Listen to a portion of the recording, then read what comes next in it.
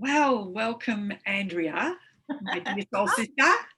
We're going to have a beautiful, what I call conscious conversation, which is what we normally do, but not online. And I thought, because of some of the conversations we've been having, this is a perfect time for us to get together, even though we're virtually on different areas of the city. And I think it's important to keep those conversations going while we are in lockdown, because in Australia, in Melbourne, we are locked down and not allowed to move 5 kilometres from our house. And that beautiful connection we have, it's not there. No, it's not, isn't it? And it's quite sad, but then that's what it is at the moment. And I was actually talking to a friend yesterday, for whatever reason, just thinking of when I was a student.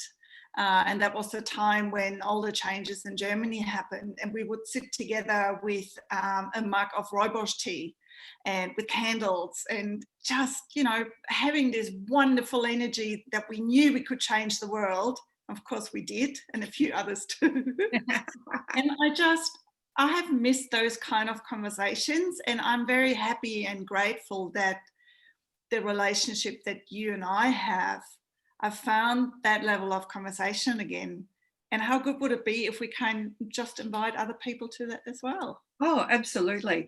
So those sort of conversations go beyond just, oh, like, how's the weather and, what have you done? That's what I like about our conversations is you challenge me, just don't accept me, because we met each other because you were a student in my seminar 5.5 years ago, and there was sort of a movement from you going from a student to a teacher, which is how we started at the beginning, and then we had this friendship that formed, because it's just like we gelled, we met, soul sisters, a sister from another mother, and then from there we went into this beautiful relationship as friends. And I watched you on going up and down in your journey, as we all do, because I've also had an up and down journey, and I think that gives us the richness of who we are.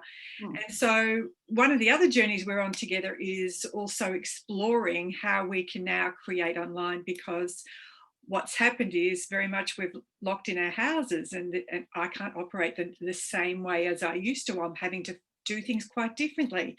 And although that can be a challenge sometimes, it's actually been a real blessing. So I wonder if what were you feeling about that too? Well, it is a blessing. It's definitely a blessing, but we don't necessarily need to depend that on our current situation either.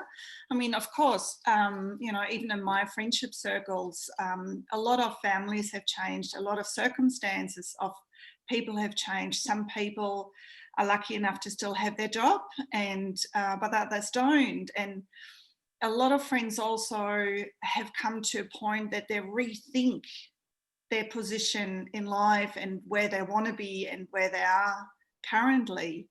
So some of it, I think, is resulting from our current situation, but I think others it's just coming with life and with experience that we all had in our lives, and realizing what we like and what we don't like. Yeah, I think so. You sort of get to a certain age. We don't want to mention whatever age that is, but we get to a certain age, and we're looking for a lot more meaning. We're looking to bring our skills, our richness that we've learned along the way, and start to absolutely enjoy the journey that we're on, and look to what we can create. I think that's what I love about the journey, and we call it a journey or the way or whatever you want to call it, is that you're always discovering what else you can do. I love that. I absolutely agree. And that's why, when you and I are talking about meaningful conversations, it is this potential of growth that we have, right?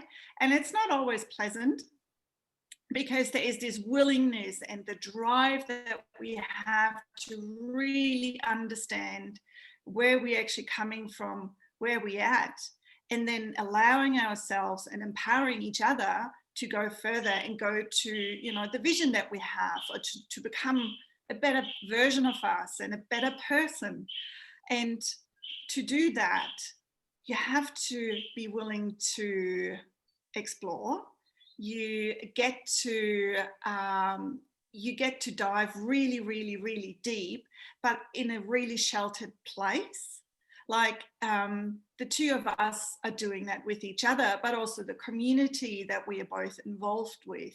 Even though it's a community from all over the world, but I've never experienced such a safe environment of so many very similar or almost same-minded people, right?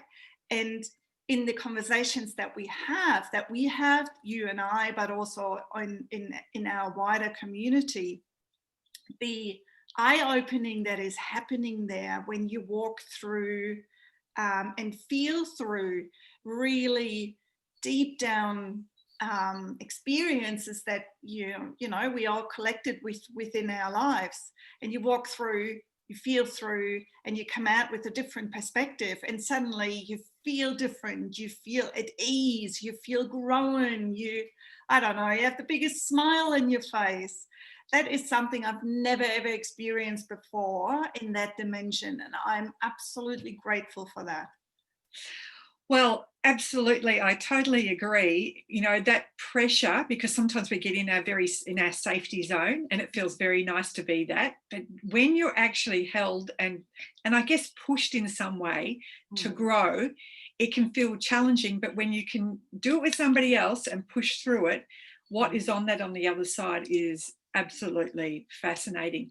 And I think I'd like to leave it there and say, let's talk about what happens on the other side when we get together again. So thank you for being with me in this beautiful conversation. Okay, until next time. Yeah. Thanks, Bye.